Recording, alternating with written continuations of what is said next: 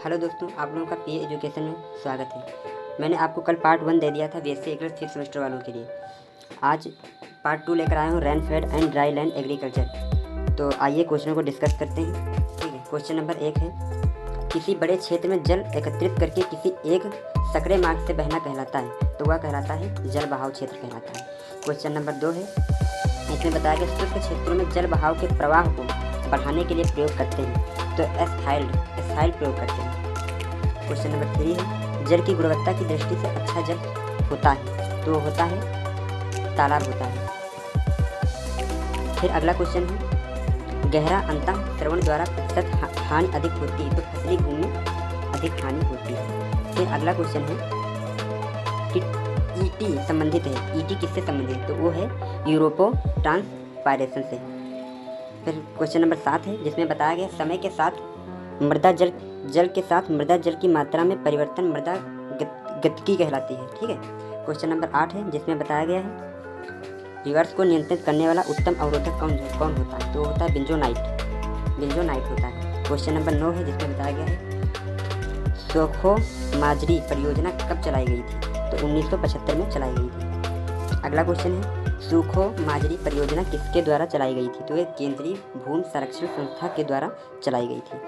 Question number 11 है, जिसमें बताया गया है सल्फर और नाइट्रोजन के ऑक्साइड की युक्त वर्षा कहलाती है, तो वह अम्ल वर्षा कहलाती है। अगला क्वेश्चन नंबर 12 है, AFUE का फुल फॉर्म क्या होता है, तो एग्रोनॉमिक फर्टिलाइजर यूज इफिशियंसी होती है। क्वेश्चन नंबर 13 है, प्रति इकाई डाले गए पोषक तत्व के सापेक्ष प्राप्त उपज क्या होती है, तो उपज होती है एग्रोनॉमिक उर्वरक उपयोग क्षमता कहलाती है। अगला क्वेश्चन है, विज्ञान की वह शाखा जिसमें घासों के वर्गीकरण उत्पादन प्रबंधन का अध्ययन क्या कहलाता है, तो घास विज्ञान कहलाता है। क्वेश्चन नंबर 15 है, जिसमें बताया गया है कि किसी भौतिक पर पड़ी प्रकाश की वह मात्रा जो परिवर्तित होकर पुनः वापस चली जाती है, तो वो एल्बेडो कहलाती है। अगला क्वेश्चन है, एल्बेडो को प्रदर्शित करते हैं प्रतिशत से। क्वेश्चन नंबर 17 है, ऐसे पदार्थ जिनका पादप सतह पर प्रयोग करने से वाष्पोत्सर्जन की दर कम हो जाती है, तो वाष्पोत्सर्जन रोधक कहलाता है। ठीक है, क्वेश्चन नंबर 18 है कि AIRS का फुल फॉर्म क्या है, agriculture research and information system होता है। क्वेश्चन नंबर 19 है, वह फसलें जो बिना जुताई बुआई व निराई के उगाई नहीं जा सकती हैं, उसे एरोबल क्रॉप्स कहते हैं। ठीक है, क्वेश्चन नंबर 20 है, दोस्तों आप मेरे चैनल को सब्सक्राइब कर दीजिए और वीडियो को लाइक कर दीजिए, ताकि इसी तरह के इंपॉर्टेंट क्वेश्चन मैं आप लोगों के सामने लेकर आता रहूँगा। ठीक है, क्वेश्चन नंबर 20 है, ATMA का फुल फॉर्म क्या है, एग्रीकल्चर टेक्नोलॉजी एजेंसी होता है। क्वेश्चन नंबर 21 है, ATMA किसके द्वारा चलाई गई थी, तो केंद्र सरकार द्वारा चलाई गई थी। क्वेश्चन नंबर 22 है कि मृदा एवं मृदा जीवों के सहसंबंध का अध्ययन इन्फोलॉजी कहलाता है। क्वेश्चन नंबर 23 है, वर्षाधीन खेती कहाँ की जाती है, तो वर्षा वाले क्षेत्रों में की जाती है, इसमें 1150 मिलीमीटर से अधिक वर्षा होती है। ठीक है, क्वेश्चन नंबर 24 है, शुष्क भूमि खेती कहाँ की जाती है, तो अधिक 750 मिलीमीटर से अधिक, परंतु 1150 मिलीमीटर से कम होती है।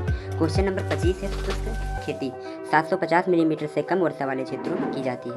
क्वेश्चन नंबर 26 है, ट्राइकोग्रामा है अंडा परजीवी होता है। क्वेश्चन नंबर 27 है, ट्रांसफ्यूमेशन मापा जाता है, ट्रांसफ्यूमीटर से मापा जाता है, तो मृदा नमी मापी जाती है ट्रांसफ्यूमीटर से। क्वेश्चन नंबर 28 है, भंडारण जलाशय के प्रकार जो होते हैं वो 4 होते हैं।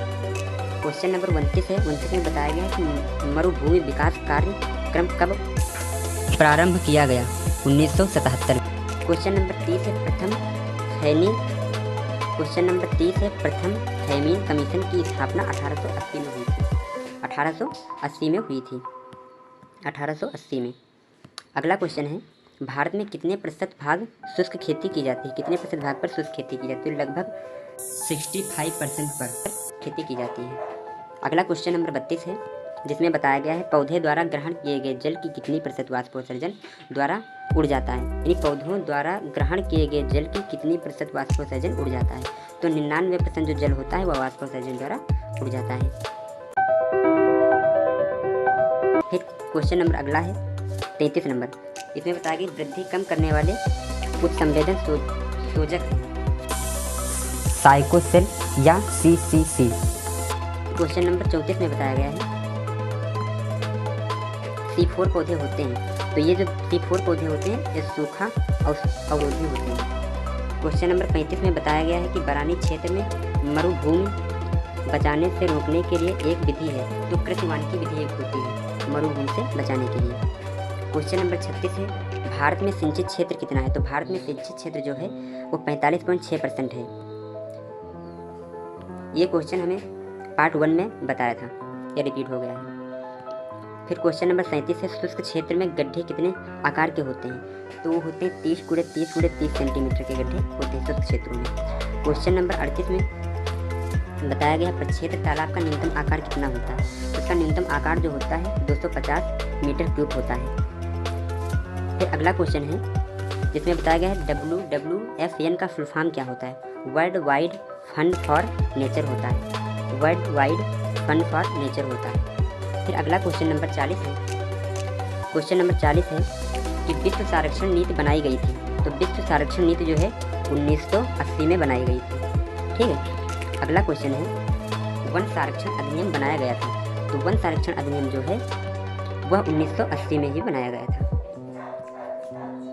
फिर क्वेश्चन नंबर हमारा 42 है जिसमें बताया गया वन्य संरक्षण अधिनियम, वन्य संरक्षण अधिनियम जो है वह 1972 में बनाया गया था। क्वेश्चन अगला है 44 नंबर सूखे प्रदेशों में मृदा के जीवांश की मात्रा होती है, तो जो सूखे प्रदेश होते हैं उसमें मृदा जीवांश की मात्रा जो होती है वो कम होती है।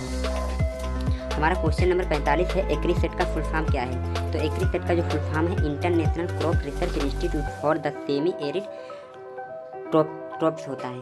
इसकी स्थापना 1972 ईस्वी में हैदराबाद में हुई थी। ठीक है।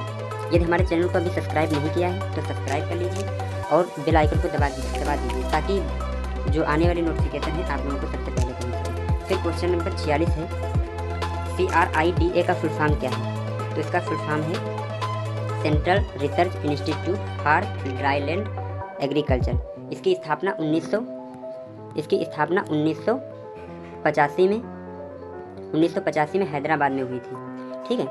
फिर अगला क्वेश्चन है 47 नंबर कजरी का फुल फॉर्म क्या होता है, कजरी का फुल फॉर्म होता है central arid zone research institute.